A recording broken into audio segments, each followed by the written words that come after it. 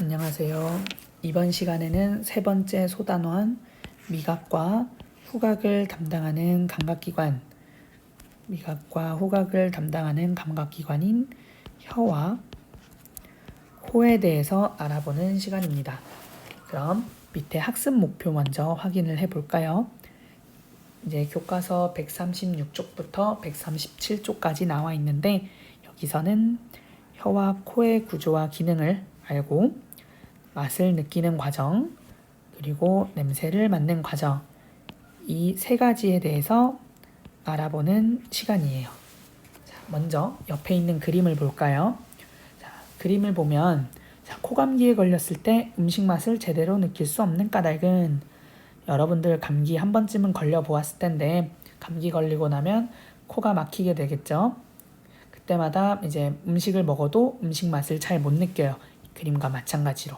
자, 그렇다는 말은 뭔가 미각과 후각이 어떤 관련이 있나라고 생각해 볼 수가 있어요. 자, 그거에 대해서 오늘 알아보도록 하겠습니다. 자, 아래로 내려가 보면 미각과 후각은 무엇일까? 먼저 일상생활에서 먹는 음식에는 다양한 맛이 난다. 여러분들 경험해봐서 알 거예요. 두 번째 줄에 보면 우리는 혀에서 액체 물질을 자극으로 받아들여서 단맛, 신맛, 짠맛, 쓴맛, 감칠맛을 느끼는데 이런 감각을 미각이라고 한다라고 나와 있네요. 자, 단맛, 신맛, 짠맛, 쓴맛, 감칠맛 이 5가지의 맛을 우리가 느낄 수 있습니다. 자, 앞에 나와 있는 단맛, 신맛, 짠맛, 쓴맛은 잘 알 텐데 이 감칠맛이라는 거는 이 앞에 4개랑은 좀 다른데 조금 독특해요. 흔히 말하는 MSG 조미료 같은 맛이라고 생각하면 될 겁니다. 자, 근데 옆에 보면 5개념 바로잡기 보이나요? 자, 우리가 제일 많이 말을 하는 매운맛과 떫은 맛. 떫은 맛이라는 거는 덜 익은 감 같은 거 먹었을 때 혀가 약간 딱딱해지는 느낌이랄까? 조금 정확하진 않지만 어쨌든 매운맛과 떫은 맛은 혀와 입속의 피부의 통점, 앞점, 이거 지난 시간에 했던 피부 감각의 감각점들이죠. 그 말은 이 감각점을 통해서 느끼는 자극이기 때문에 피부 감각에 속해요. 그래서 매운맛과 떫은 맛은 미각에 포함하지 않습니다. 이거는 참고로 알아뒀으면 좋겠어요. 그래서 우리가 과학에서 미각이라고 했을 때는 단맛, 신맛, 짠맛, 쓴맛, 감칠맛 이 5가지를 의미합니다. 자, 그리고 그 아래 코에서는 기체 물질을 자극으로 받아들여 여러 가지 냄새를 느끼는데 이런 감각을 후각이라고 한다라고 나와 있네요. 조금 더 이제 책마다 다르니까 구체적으로 표현을 하면 자, 혀에서 액체 물질 조금만 구체적으로 하면 액체 상태의 화학 물질들을 의미해요. 액체 상태의 여러 가지 화학 물질들이 자극을 주어서 이제 느끼는 것을 미각이라고 하고 마찬가지로 코에서 기체 물질, 정확히는 기체 상태의 화학 물질들이 되겠죠. 어쨌든 중요한 건 아니지만 조금 구체적으로 했을 때 이렇게 표현할 수 있답니다. 자, 어쨌든 그래서 미각과 후각에 대해서 어느 정도 알아보았는데 밑에 해보기, 미각과 후각 알아보기. 자, 코를 막은 채로 이제 서로 맛이 다른 과일 향이 나는 젤리를 먹는 그림이네요. 집에서 한번 해보시기 바랍니다. 자, 밑에 아래 설명을 봐보면 우리가 해보지 않아도 많이 경험을 했으니까 이해할 수 있어요. 자, 코를 막고 과일맛 젤리를 먹으면 단맛과 신맛만 느껴진다. 이와 달리 코를 막지 않고 젤리를 먹으면 과일 냄새도 맡을 수 있어서 우리가 평소 느끼는 과일 맛을 느낄 수 있다. 자, 여러분들이 경험해봐서 알 거예요. 자, 여기서 중요한 것은 이와 같이 음식 맛은 미각과 후각을 종합하여 한다는 것을 알 수가 있습니다. 자, 음식 맛은 미각과 후각을 종합하여 느낀다. 이때 실제로는 미각보다 후각의 영향이 가장 커요.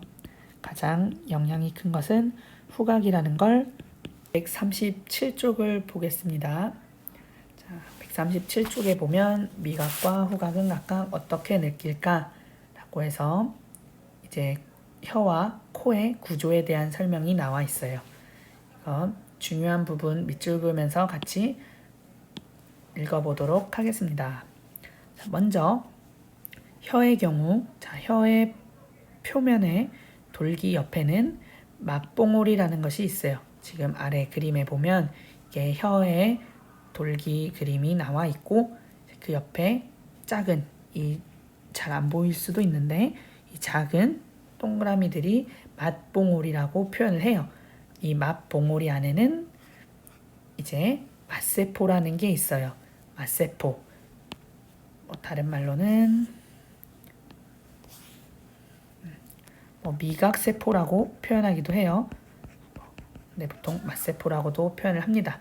어쨌든 이렇게 미각세포, 맛세포가 들어있는데 아까 말했듯이 이제 입속으로 들어온 액체 물질이 맛세포를 자극을 하면 이 자극이 미각신경을 통해서 뇌로 전달이 됩니다.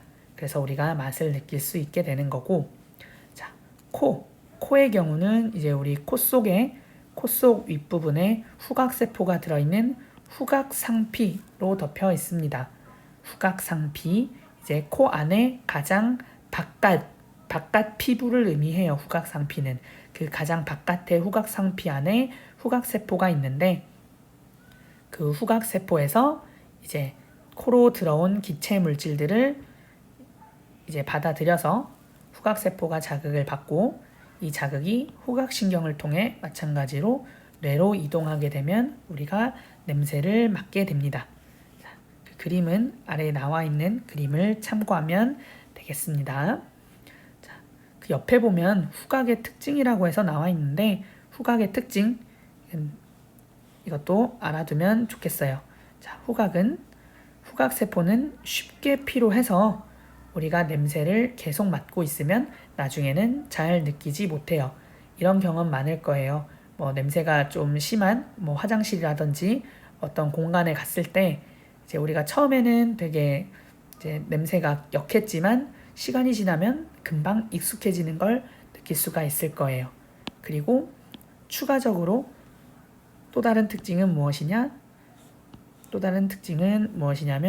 후각이 우리가 느끼는 감각 중에 가장 예민한 감각이에요. 그래서 사람은 수천 가지의 냄새를 맡을 수 있다고 해요. 그래서 우리가 느끼는 감각 중에 가장 예민한 감각이에요. 물론 동물들이 더 예민해요. 사람보다는. 그것도 참고로 알고 있으면 되겠습니다. 자, 여기까지 해서 어려운 게 없는데 그 아래 스스로 확인하기를 보면서 같이 정리하기로 합시다. 자, 스스로 확인하기 1번. 자, 어떤 물질의 자극이 혀의 맛봉오리, 맛세포, 미각신경, 뇌, 여기 나와 있는 이 순서가 이제 맛을 느끼는 과정이죠. 이 순서가 맛을 느끼는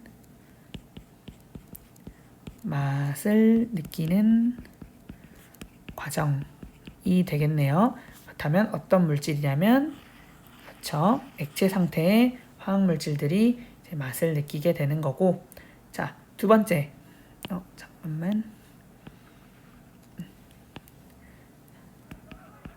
맛을 느끼는 과정. 자, 그리고 두 번째 문제. 어떤 자극이 코의 윗부분의 후각상피로 들어와서 후각생포를 자극하고 후각신경을 통해서 뇌로 전달되는, 자, 이거는 이제 학습 목표에 나와 있던 이제 냄새를 맡는 과정이 되겠네요. 자, 냄새는 어떤 물질이죠? 기체 물질의 자극이 전달되었을 때 이렇게 냄새를 맡게 됩니다. 자, 그리고 지난 시간과 마찬가지로 3번 문제 한번 생각해 보도록 해볼게요. 자, 꽁꽁한 아이스크림을 입에 넣으면 처음에는 단맛이 느껴지지 않지만 곧 아이스크림이 녹으면서 단맛이 느껴진다. 한번 숙제로 해보세요. 아이스크림을 처음에 입에 넣었을 때는 물론 차가운 거를 빼고 처음에 딱 꽝꽝 얼어있는 상태에서 넣었을 때는 그 아이스크림의 맛을 그대로 느끼긴 힘들어요. 시간이 지나서 조금 녹아야 되는데, 자, 이 이유는 무엇일까요? 앞에서 설명한 부분을 좀 자세히 곱씹어 보면 알 수가 있어요. 자, 힌트는 이제 미각과 당연히 관계가 있는데, 자, 미각. 우리가 맛을 느낄 때, 이제 뇌에서 맛을 느낄 때 거기에 작용하는 이제 신경은 미각신경이겠죠? 그럼 미각신경에 자극을 전달해 주는 건 맛세포. 그리고 맛세포라는 거는 어떤 물질에 의해서 1번에 나와 있는 액체 물질의 자극이 와야 돼요. 그러니까 처음에 우리가 아이스크림을 먹을 때 액체 상태의 화학물질이 아니잖아요.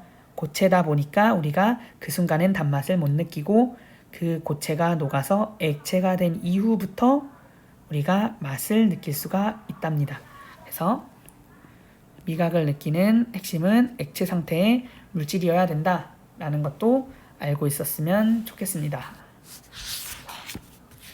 여기까지 해서 이제 미각과 후각을 담당하는 감각기관에 대해서 알아보았습니다. 자, 그래서 다음 시간에는 이제 우리가 맨 처음에 눈 했고 그 다음에 귀 그리고 피부 감각 이제 혀, 코를 해서 큰 이제 중단원 하나가 마무리가 됐어요. 그래서 다음 강의에서는 이제 선생님들이 올려줬던 학습지 이제 빈칸 채우는 학습지 말고 두 번째 장에 보면은 개념 확인 문제가 있었어요. 그 개념 확인 문제들이랑 이제 교과서 139쪽 스스로 정리하기 문제를 같이 풀어보는 시간을 가질 거예요. 그러니까 다음 시간까지 139쪽 한번 풀어보고 이제 선생님이 나눠준 학습지 개념 확인 문제들도 풀어보고 이제 같이 수업을 들을 수 있도록 합니다. 그럼 수고했습니다.